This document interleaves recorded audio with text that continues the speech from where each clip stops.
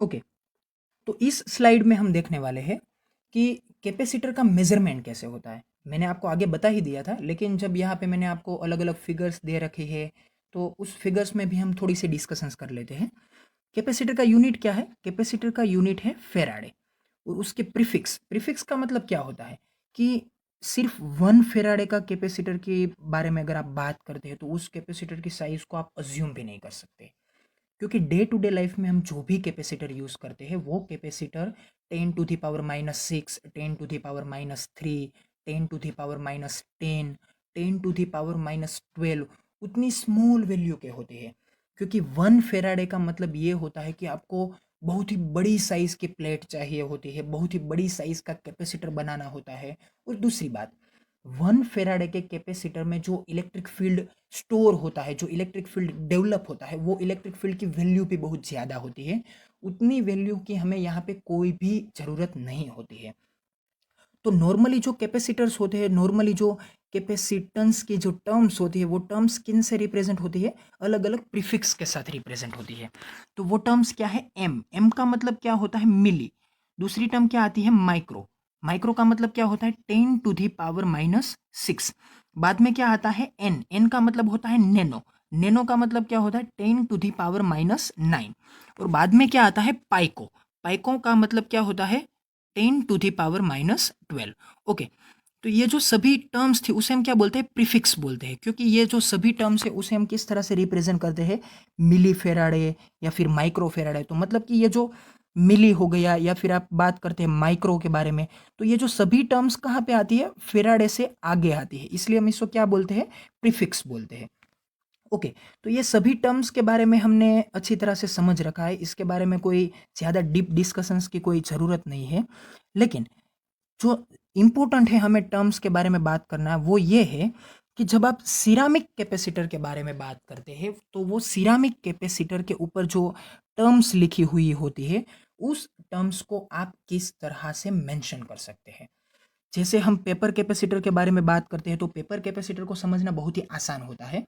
यहाँ पे आप देख सकते हैं कि 450 वोल्ट मतलब क्या हुआ कि इस कैपेसिटर की मैक्सिमम जो वोल्टेज रेटिंग की कैपेसिटी है, वो वोल्टेज रेटिंग की कैपेसिटी क्या होगी?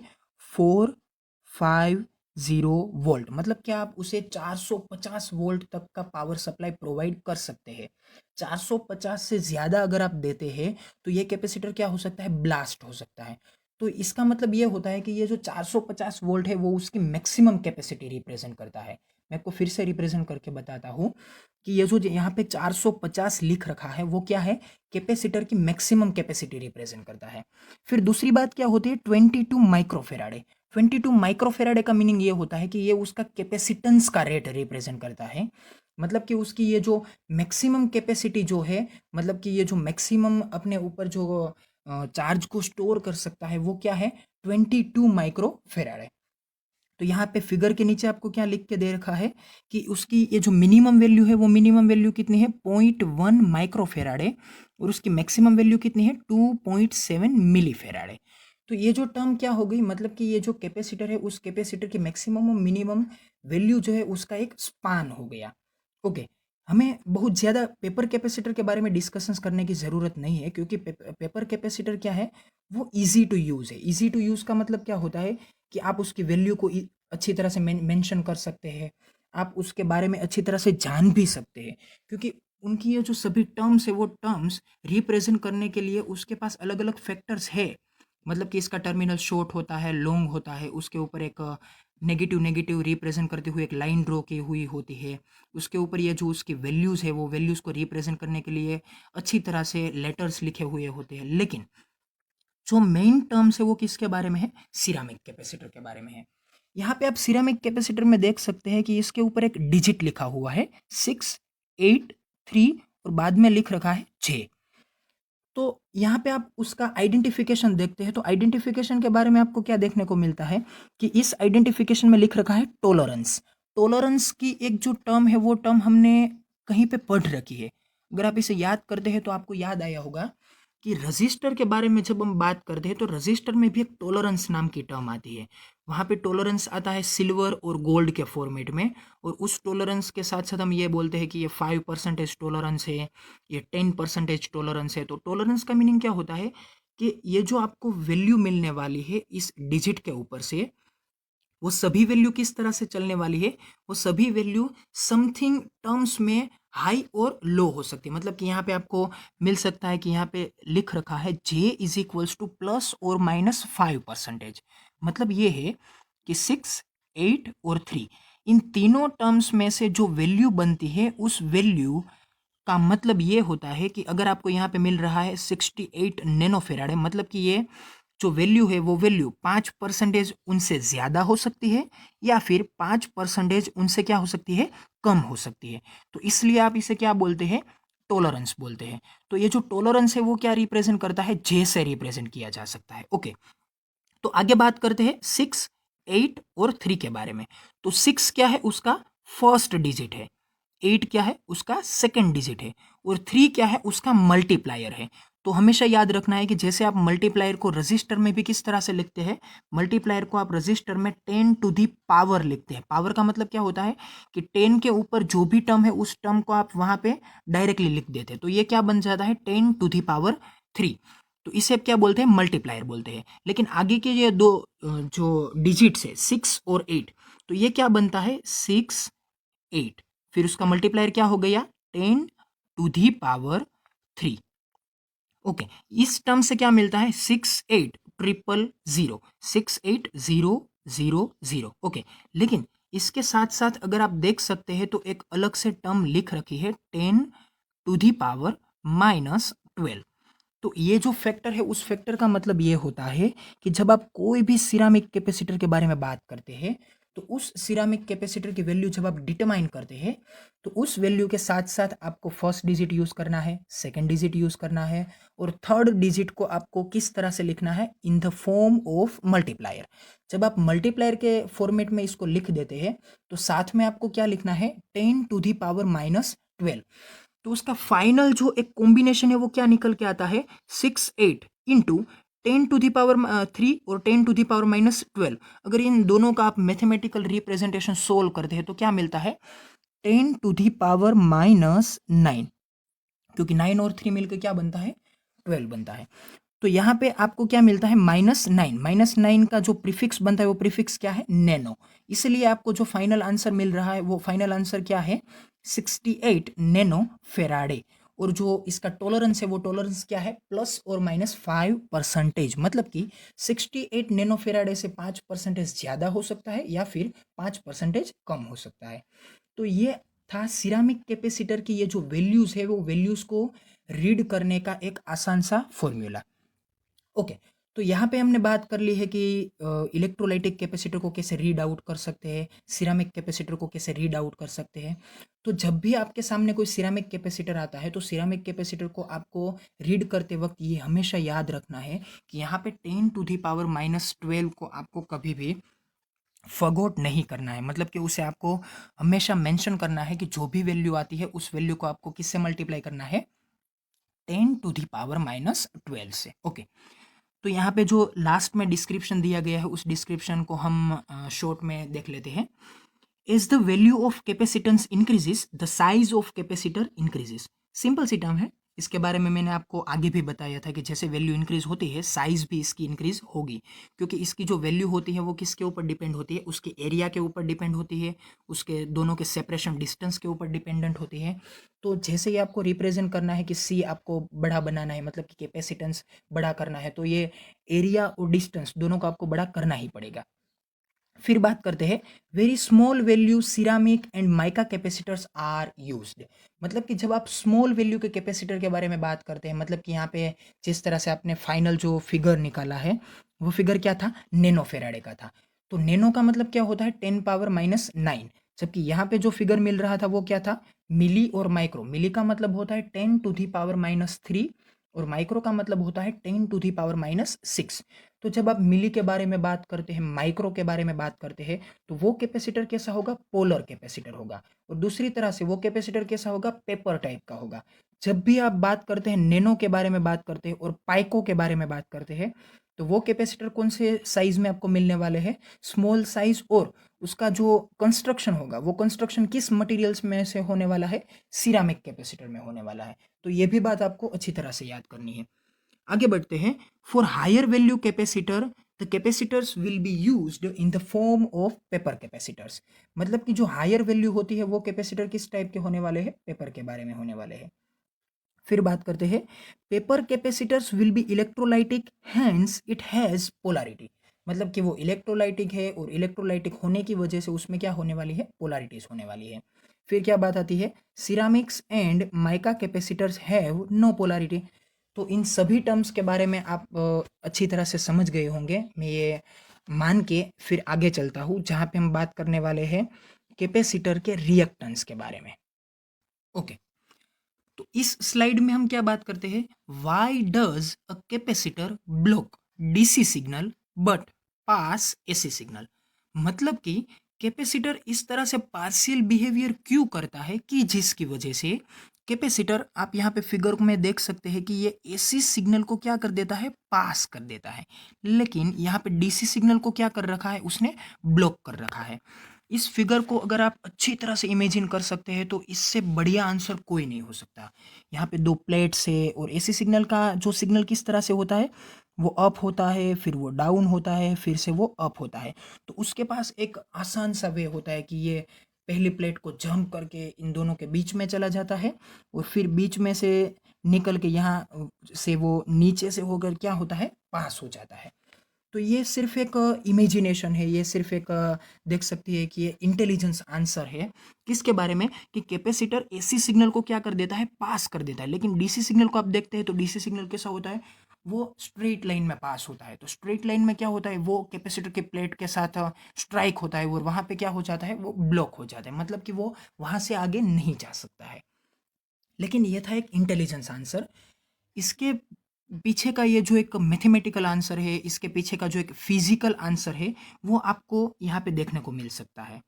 मैंने आपको बात की थी कि कैपेसिटर की ये जो रेजिस्टेंस की एक जो टर्म है उसे हम क्या बोलते हैं? Capacitive reactance. तो यहाँ पे आपको क्या देख सकते हैं कि यहाँ पे एक टर्म लिख रखा है जिसका मतलब क्या होता है? Capacitive reactance. ओके, तो ये कैपेसिटिव रिएक्टेंस को हम किस तरह से रिप्रेजेंट करते हैं? काई सी से रिप्रेजेंट करते हैं और उसका इक्वेशन क्या बनता है? 1/ओमेगा सी। और ओमेगा का मतलब क्या होता है? Omega is equals to time pi F.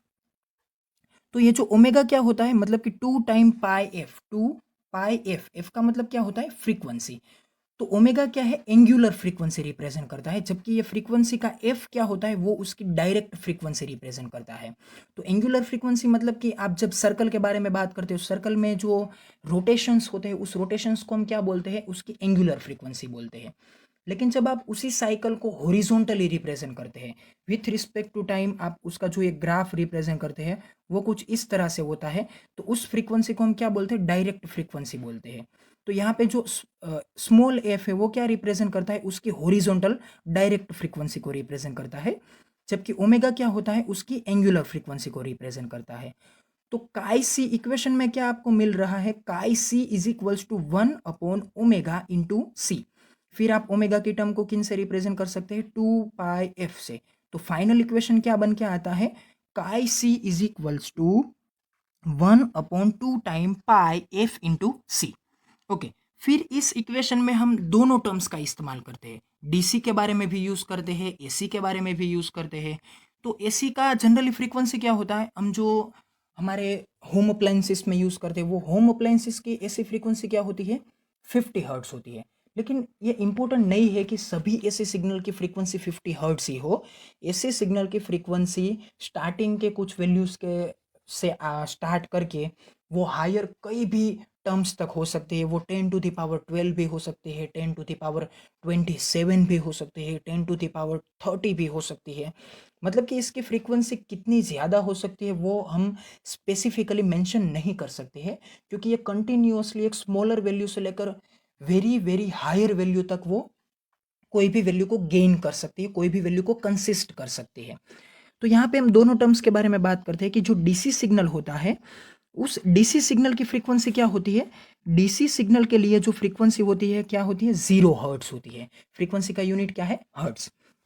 तो डीसी सिग्नल की frequency F is equals to 0 hertz होता है और हम कंसीडर करते हैं कि वो 0 हर्ट्ज की फ्रीक्वेंसी किस में से पास होती है, 1 माइक्रोफेराडे के कैपेसिटर में से पास होती है। तो क्या होगा, जब आप 1 माइक्रोफेराडे के कैपेसिटर में से इस डीसी सिग्नल को पास करते हैं तो chi C is equals to 1/2 time pi f into C. तो 2 पाई का मीनिंग क्या होता है, 3.14। फिर यहाँ पे फ्रीक्वेंसी कितनी है, फ्रीक्वेंसी है 0, ये इसलिए यहाँ पे मैंने क्या लिख रखा है, 0। फिर उसका जो कैपेसिटेंस है वो कैपेसिटेंस कितना है, 1 × 10⁻⁶, क्योंकि माइक्रो का हमें क्या यहाँ पे लिखना होगा, उसका जो प्रीफिक्स है उस प्रीफिक्स को मैथमेटिकल फॉर्मेट में लिखना होगा। तो मैथमेटिकल फॉर्मेट क्या बनता है, 10⁻⁶।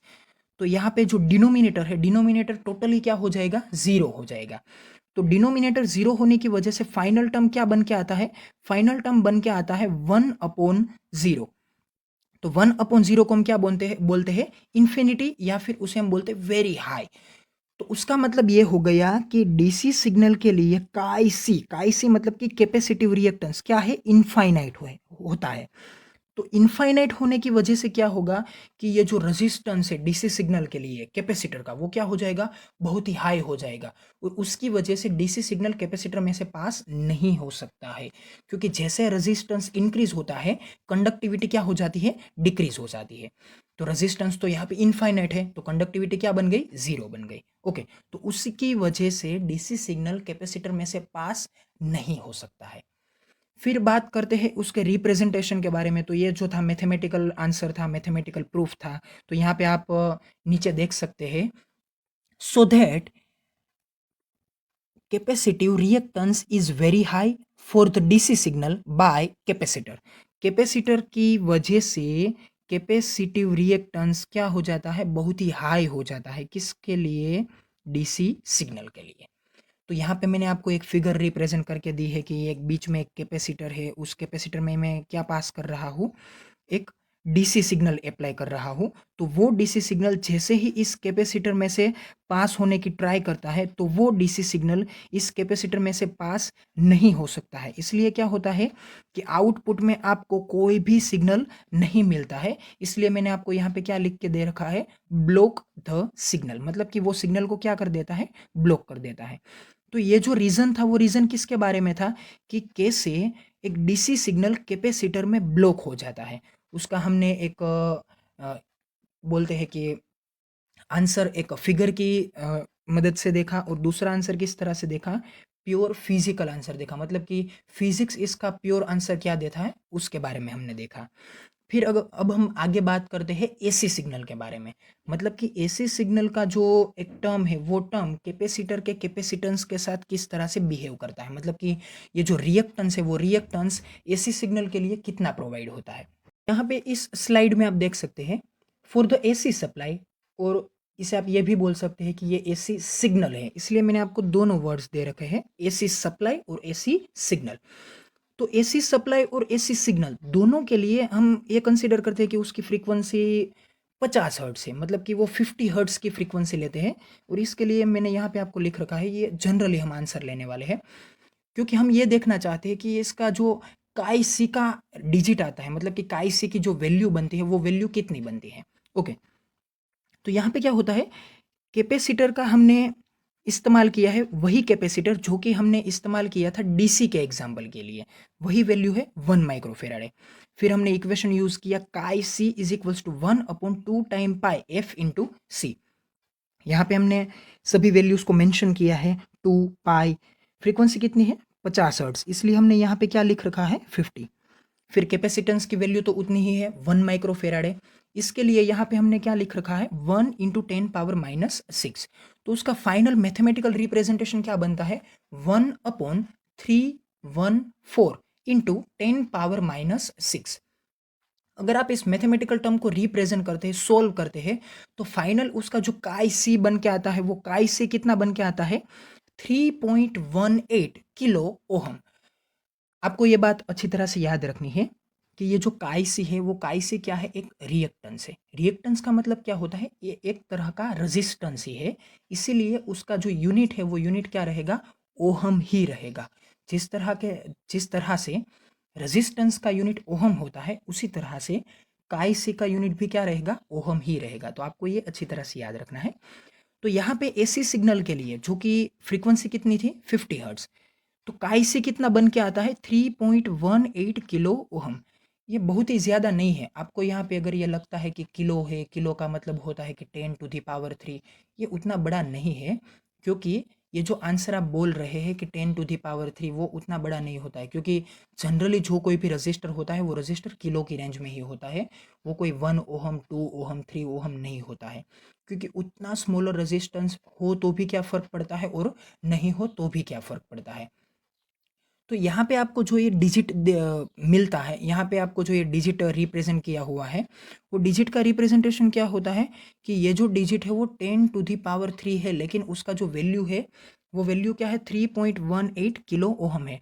मतलब कि जो डीसी के लिए रिएक्टेंस था, उस डीसी के रिएक्टेंस से ये रिएक्टेंस बहुत ही कम है। मतलब कि ये रिएक्टेंस क्या हो गया, बहुत ही स्मॉल वैल्यू का हो गया। तो उसके कारण क्या होता है कि एसी सिग्नल इसमें से पास हो सकता है। भले इसका थोड़ा-सा रेजिस्टेंस उसके लिए लागू होता है, लेकिन वो रेजिस्टेंस उस इनफाइनाइट से तो कई गुना कम है। तो उसका मतलब क्या होता है कि यहाँ से उसी कैपेसिटर में से, उसी वैल्यू के कैपेसिटर में से, मतलब कि 1 माइक्रोफ़ारेड के कैपेसिटर में से ये जो एसी सिग्नल है वो क्या हो सकता है, उसमें से पास हो सकता है। तो मैंने आपको यहाँ पे क्या लिख के दे रखा है, so that is why capacitor reactance is low compared to DC signal by capacitor. उसी कैपेसिटर के द्वारा इस एसी सिग्नल के साथ जो रिएक्टेंस अलाउ होता है, वो रिएक्टेंस डीसी के कंपैरिजन में क्या होता है, बहुत ही स्मॉलर होता है। Hence AC signal can pass through the capacitor. तो ये क्या हो गया, हमारा कंक्लूजन हो गया।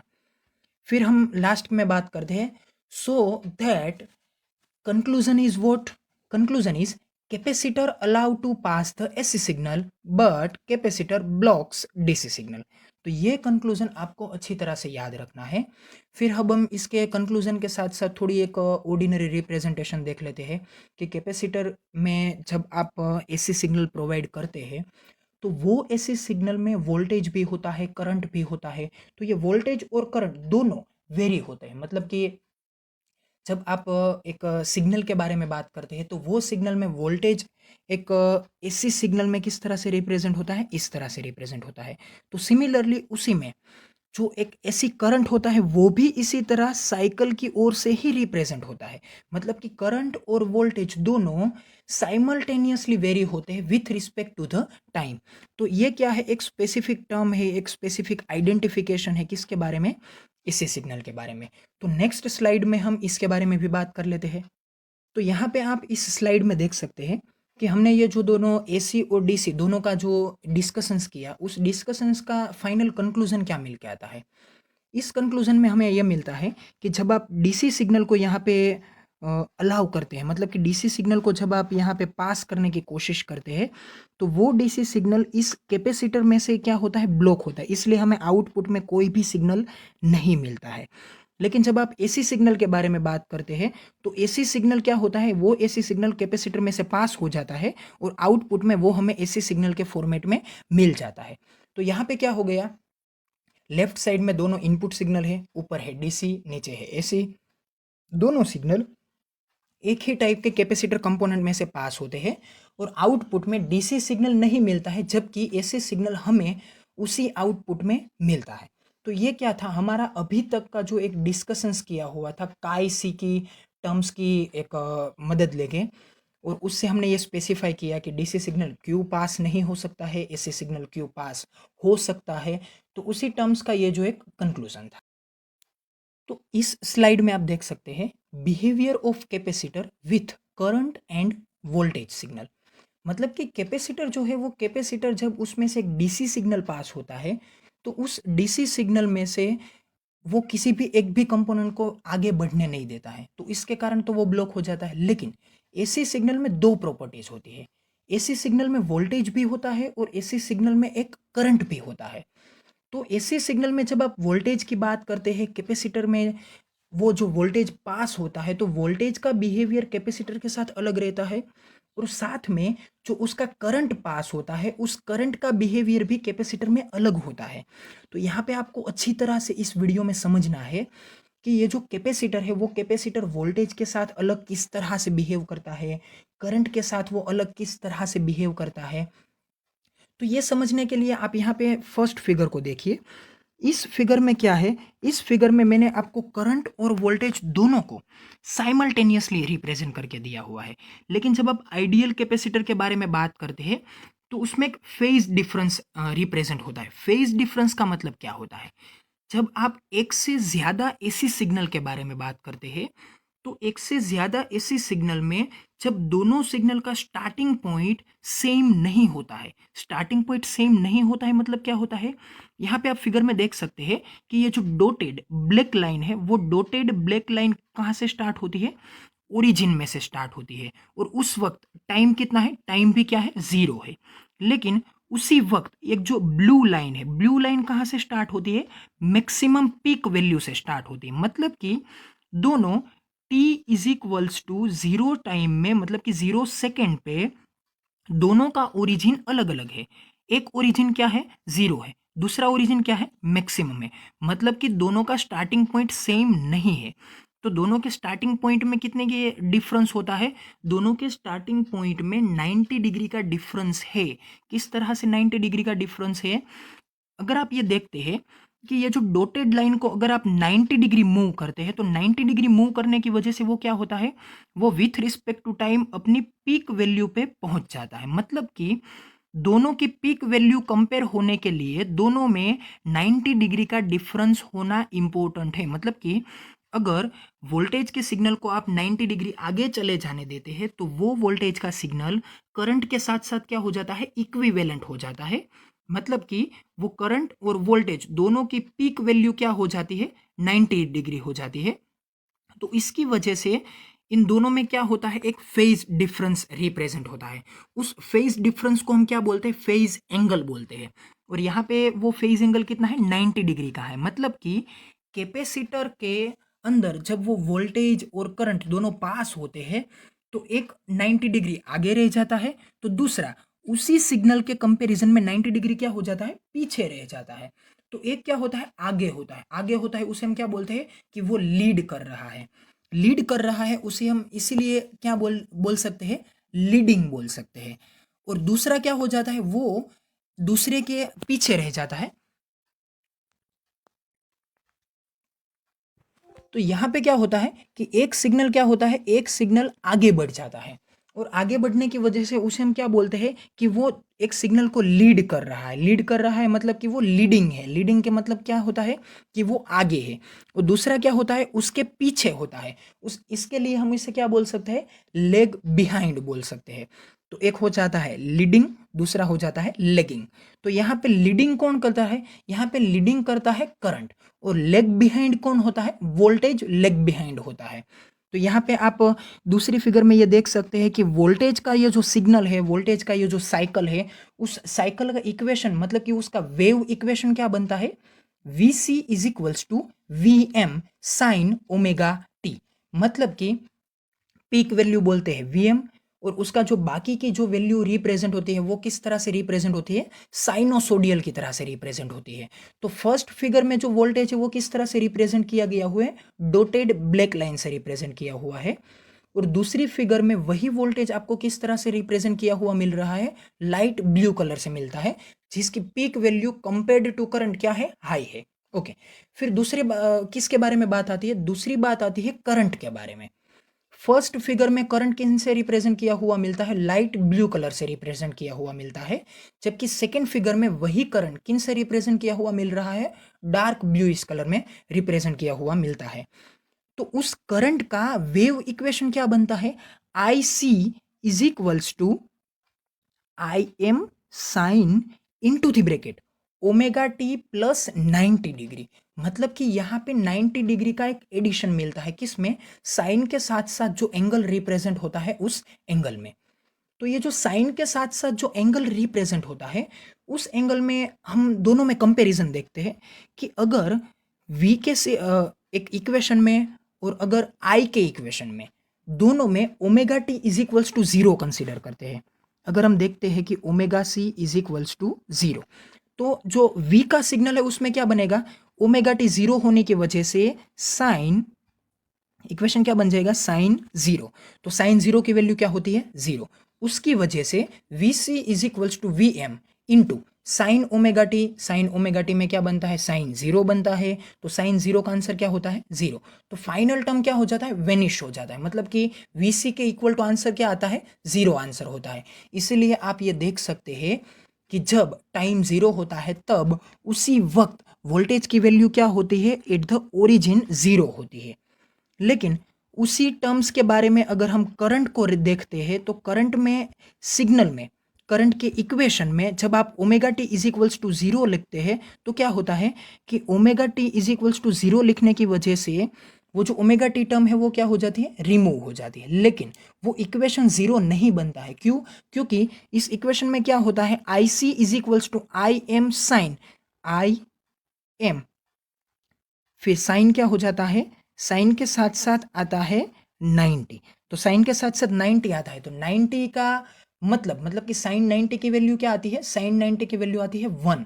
तो यहाँ पे क्या होता है, साइन 90 की टोटल टर्म क्या बन जाता है, 1 बन जाता है। तो फाइनल आंसर क्या हुआ, I C is equals to I M. मतलब कि उस वक्त जो आपका करंट है, उस करंट में वैल्यू क्या होने वाली है, करंट की वैल्यू होने वाली है मैक्सिमम वैल्यू। मैक्सिमम का मतलब क्या होता है कि उस वक्त, मतलब कि टाइम जब जीरो होता है तब करंट क्या होता है, अपनी पीक वैल्यू पे होता है।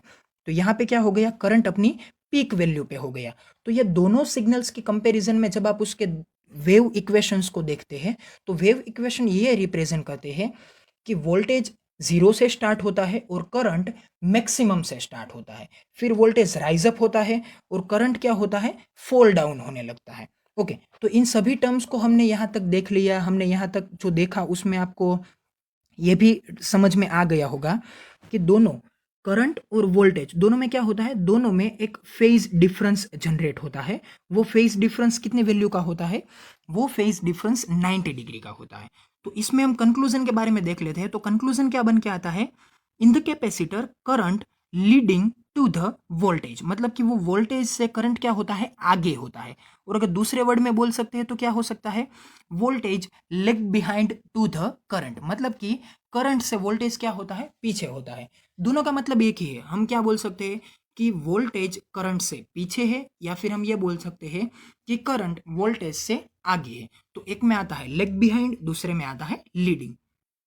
फिर क्या टर्म आती है, this happens due to the charging and discharging phenomenon of the capacitor. तो ये जो कैपेसिटर का चार्जिंग और डिस्चार्जिंग फिनोमिनन है उसकी वजह से क्या होता है, वोल्टेज पहले के पोर्शन में राइज अप होता है, दूसरे के पोर्शन में वो डाउन होता है, और बीच में वो जीरो भी होता है। बीच में वो जीरो होता है, वो क्या होती है, इक्विलिब्रियम पोजीशन होती है।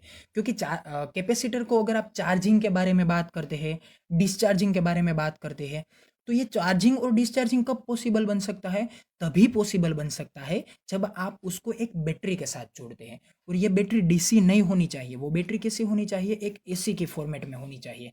तभी ये वोल्टेज एक क्या हो सकता है, क्योंकि अभी तक हमने यही रिप्रेजेंट किया था कि डीसी बैटरी अगर आप कैपेसिटर के साथ जोड़ते हैं तो वो कैपेसिटर डीसी करंट को अपने आप में से फ्लो नहीं होने देगा। तो कैपेसिटर की चार्जिंग और डिस्चार्जिंग की ये जो एक रेजोनेंस की कंडीशन है, वो रेजोनेंस की कंडीशन इसमें डेवलप नहीं हो सकती है। तो रेजोनेंस की कंडीशन को डेवलप करने के लिए आपको क्या करना पड़ता है, उसके साथ एक एसी बैटरी को कनेक्ट करना पड़ता है। ओके, तो इसके बारे में मैं ज़्यादा आपको डिटेल में डिस्क्रिप्शन नहीं दे सकता, क्योंकि अगर मैं वो सभी डिस्क्रिप्शंस इन सभी टर्म्स में देने लगा तो ये वीडियो बहुत ही लॉन्ग हो जाएंगे और आप इस लॉन्ग वीडियो को देखना नहीं पसंद करेंगे।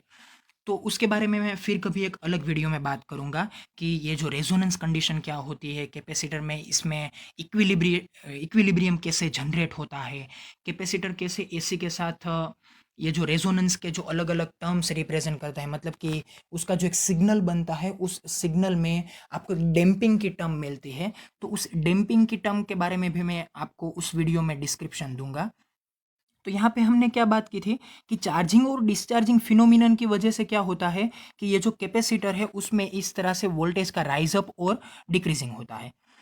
Because voltage is potential pressure. जो यहाँ पे आपको एक दूसरी बात समझनी है जो कि इस सेंटेंस में लिख रखी है मैंने, because voltage is potential pressure and current is flow of electron which is generated by the potential.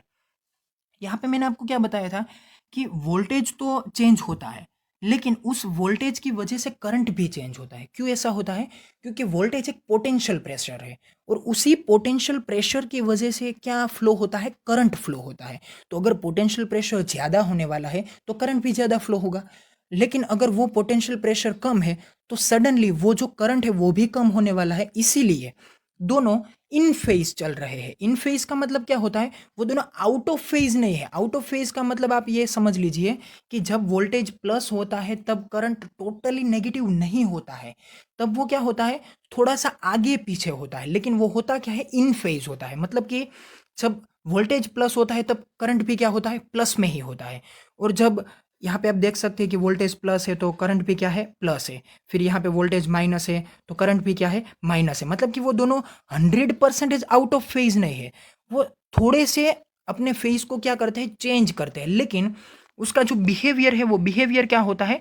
Polarity और बायसिंग के फॉर्मेट में एक ही तरह का होता है। मतलब कि जब वोल्टेज प्लस होता है तब करंट भी प्लस, और जब वोल्टेज माइनस होता है तो करंट भी क्या होता है? माइनस होता है। यहाँ पे प्लस और माइनस का मतलब आपको ये समझना है कि यहाँ पे डायरेक्शन की बात होती है। एक डायरेक्शन को आप क्लॉकवाइज कंसीडर करते हैं तो दूसरी डायरेक्शन को आप किस तरह से कंसीडर कर सकते हैं? एंटी क्लॉकवाइज कंसीडर करते हैं। तो ये सब कब होता है? जब हम रेजोनेंस की बात करते हैं, जब हम कैपेसिटर की इक्विलिब्रियम सर्किट की बात करते हैं, तब यहाँ पे इन सभी टर्म्स की बात होती है। तो अब हम आगे डिस्कशंस करते हैं इसकी एक फेजर डायग्राम। तो इस स्लाइड में आप देख सकते हैं कि मैंने आपको एक फेजर डायग्राम रिप्रेजेंट करके दिया है। मैंने जो आगे आपको बोला था कि कैपेसिटर को हमें एक एसी सप्लाई के साथ जोड़ना पड़ता है, तो ये सर्किट है जिसके बारे में मैं आपको आगे की स्लाइड में बता रहा था। तो यहाँ पे क्या है? एक एसी सप्लाई है, वो एसी सप्लाई किसके साथ कनेक्ट हुआ है? कैपेसिटर के साथ कनेक्ट हुआ है। और एसी के बारे में हम जानते हैं कि अगर इसका अपर टर्मिनल प्लस है तो लोअर क्या होगा? माइनस। फिर सडनली क्या होगा? अपर टर्मिनल क्या हो जाएगा? माइनस, तो लोअर टर्मिनल क्या हो जाएगा? प्लस। तो यहाँ पे जो करंट है वो करंट क्या होता है? एक बार क्लॉकवाइज तो दूसरी बार क्या होता है? Anti clockwise. मतलब कि +2 माइनस, और फिर क्या होता है? +2 माइनस। इस तरह से वो घूमता है। मतलब कि वो क्लॉकवाइज और एंटी क्लॉकवाइज दोनों फॉर्मेट में रोटेट होता है। इसीलिए हम इसको क्या बोलते हैं कि ये ऑसिलेटरी सर्किट है। और ऑसिलेटरी सर्किट की वजह से यहाँ पे क्या होता है कि एक प्लस साइकिल मिलता है, दूसरा माइनस साइकिल मिलता है, और उसी की वजह से क्या होता है कि रेजोनेंस की कंडीशन जनरेट होती है, और उस रेजोनेंस में क्या होता है? डैम्पिंग की टर्म आती है। तो वो सभी बात को रिप्रेजेंट करने के लिए मैं आपको एक अलग से वीडियो दूंगा, लेकिन मेरा मतलब जो आपको बताने का था वो यहाँ पे मैंने आपको थोड़ा ओवरव्यू दे दिया है। तो मैंने ये बात की थी, हम यहाँ पे फेजर डायग्राम के बारे में बात करते हैं। तो करंट किस डायरेक्शन में फ्लोटेशन में दिखाया जा रहा है? करंट का जो फ्लोटेशन है वो क्या है? हॉरिजॉन्टली है। मतलब कि यहाँ पे आपने लिख रखा है आईसी। आईसी का मतलब क्या होता है कि ये जो करंट है वो कैपेसिटर में से पास होता है, इसीलिए वो करंट कहाँ पे है? हॉरिजॉन्टली है। लेकिन वोल्टेज क्या है? उनसे 90 डिग्री पीछे है। 90 डिग्री पीछे, पीछे का मतलब क्या होता है कि उसे मैंने कहाँ पे रिप्रेजेंट करके रखा है? नीचे की ओर रिप्रेजेंट करके रखा है। क्योंकि अगर वो वोल्टेज 90 डिग्री आगे होता तो मुझे उसे कहाँ पे रिप्रेजेंट करना होता? अपर डायरेक्शन में रिप्रेजेंट करना होता, क्योंकि यहाँ पे एंगल क्या होता है? प्लस होता है। यहाँ पे एंगल क्या होता है? माइनस होता है। क्योंकि मैथमेटिकल की लैंग्वेज में हमने आपको समझ के रखा है, मैथमेटिकल की लैंग्वेज में हमने अलग अलग क्वाड्रेंट्स के बारे में चेक किया हुआ है कि हमें कोई भी एंगल एंटी क्लॉकवाइज डायरेक्शन में देखना है, तो उस एंटी क्लॉकवाइज डायरेक्शन में कोई भी एंगल मिलता है तो उस एंगल को हम क्या बोलते हैं? पॉजिटिव एंगल बोलते हैं। लेकिन जब वो एंगल आप क्लॉकवाइज लेते हैं, मतलब कि इस तरह से अगर आप उसे लेते हैं, तो वो एंगल क्या होता है? माइनस रिप्रेजेंटेशन में आता है। तो यहाँ पे हम क्या बोल रहे हैं कि ये जो हमारा वोल्टेज है वो वोल्टेज करंट से क्या है? नेगेटिव डायरेक्शन में 90 डिग्री क्या है? पीछे है। इसलिए हमने उसका फेजर डायग्राम में वोल्टेज को कहाँ पे रिप्रेजेंट किया हुआ है? वोल्टेज को नीचे की ओर रिप्रेजेंट किया हुआ है, और उसका एंगल भी हमने एरो की तरह से क्या रिप्रेजेंट किया हुआ है? -90। तो ये क्या था? एक करंट और वोल्टेज का जब वो कैपेसिटर में से पास होते हैं तो कैपेसिटर का उसके लिए फेजर डायग्राम क्या बनता है? तो उस फेजर डायग्राम का फाइनल कंक्लूजन क्या बनता है कि ये जो करंट है वो क्या है? हॉरिजॉन्टली है। ये जो वोल्टेज है वो क्या है? वर्टिकली डाउनवर्ड डायरेक्शन में है। और उसकी वजह से ये जो फेजर डायग्राम बनता है वो क्या रिप्रेजेंट करता है कि करंट वोल्टेज से 90 डिग्री आगे है या फिर वोल्टेज करंट से 90 डिग्री क्या है, पीछे है। ओके, तो इसका कंक्लूजन क्या लिख रखा है, in the capacitor current leading to the voltage और voltage lag behind to the current.